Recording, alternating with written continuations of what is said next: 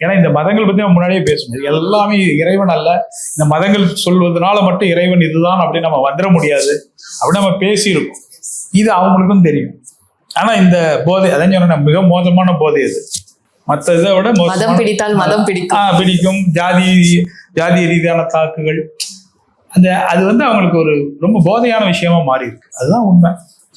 இதெல்லாம் பார்த்தா ஆணவ கொலைகள் நிகழ்ந்துகிட்டு இருக்கு. பதிவாகிற ஆணவ கொலைகள் வேற, பதிவாகாத ஆணவ கொலைகள் பலாயிரங்கிறாங்க இந்தியாவில். போலீஸ் ஸ்டேஷனுக்கு போகல. ஏன்னா இப்போ ஒரு கேஸ் தான் நமக்கு வெளியே தெரியற மாதிரியே இருக்கு. மத்ததெல்லாம் எங்க போகுது? ஏன்னா சின்ன சின்ன நியூஸா போயிருதோ. நியூஸ் இல்ல, பதிவே ஆகாதது. நான் சொல்றேன், ஏதாவது ஒருத்தர் வெட்டிட்டாருன்னா போய் சொல்லவே இல்லை, விட்டாங்க. ஏன்னா அப்புறம் குடும்பத்தை வெட்டுவான்.